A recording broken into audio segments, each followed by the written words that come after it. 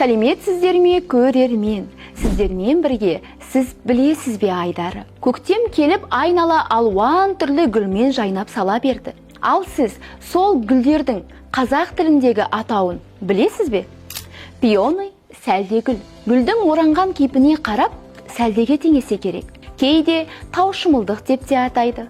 Тау Қазақстанда бұл гүл тауда өсетініне байланысты, ал шымылдық сәлде тәрізді жабатын, жасыратын дүние. Сирень, бөрте гүл.